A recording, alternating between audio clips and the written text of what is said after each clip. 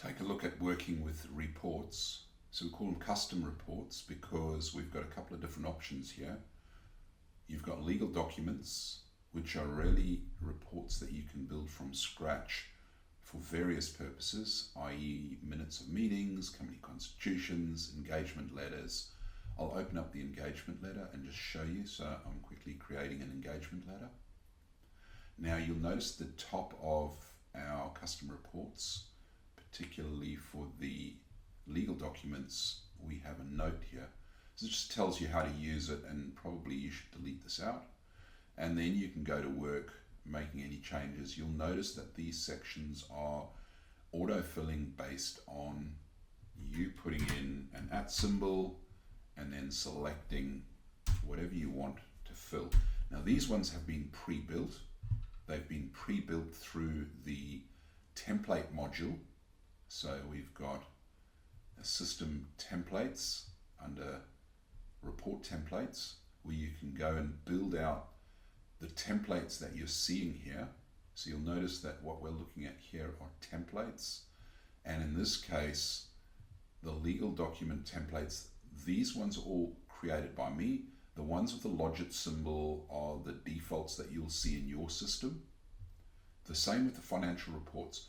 I've built many templates for examples, but the original logit versions have the logit symbol, and these you can create your custom templates just by creating the custom template off of these. I'm not going to go through that in any great detail now.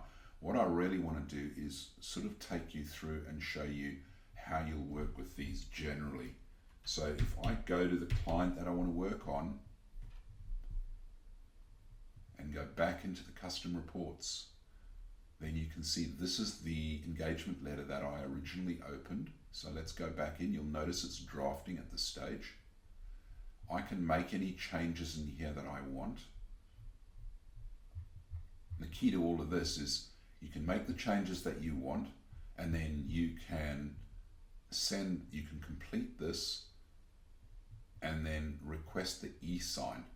So this is the key to the whole thing, is making it super easy for you to get any reports signed off on by your clients. Now, if I go back into the custom reports, you'll notice that one is now, I completed that, right? But if I now want to work on a financial report, the first thing I'll need to have some financial data in here, noting that I've imported balance sheet and profit and loss with a comparative year. So I've got 2025 with a comparative year. And to head over to the custom reports again, I can now add in a report, either using one of the templates that I've built if I'm working in the free version, or as I said, using the pre-built logit template. So we know that this is a trading entity because it's got revenue and cost of goods. And then from here, it's very easy to select the financial year and create that report. So again, that report is now drafting. And if I have a look over here, this one is drafting, right? That's the legal document that I completed, which was the engagement letter. But the financial reports are drafting, and moreover, if I looked at my reports dashboard, I'll see that this entity financial reports are drafting here. So I can open up off the general reports dashboard, come in here, make whatever changes I want inside of here. Now, I'm not going to go through the changes in any great detail here. Just want to really give you a feel for this, noting that there's a section in here that you don't need, and our cash flow section doesn't complete automatically. If you don't need it, take it out. When you're happy with your report, complete it. And again, then the report is now in a completed state over here, right?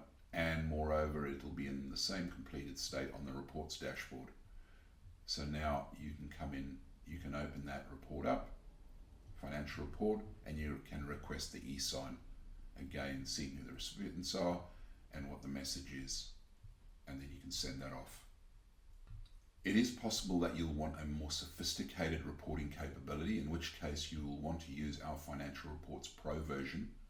For these, if you want these reports, you do have to pay extra, and you'll be able to buy these through the gear wheel and the billing module. So in here you'll see that you've got the option to buy a certain product, and this would be the Financial Reports Pro. It includes the e-sign for free. So you'd buy however many you want, either as a single financial report or as a package. So if it's just one report, you've got one, or alternatively you might buy a large package, in which case you get them at a discount, and you can add on any extra that you want. But certainly you can come in and buy any extras that you need on the fly as you're going through the financial year. Now, if you need a little bit more power with your financial report building and you need notes, these are all the templates that I've created for this company. But you will have the Logit variants, and these are what you will see in yours. Now, we're talking about a trading company.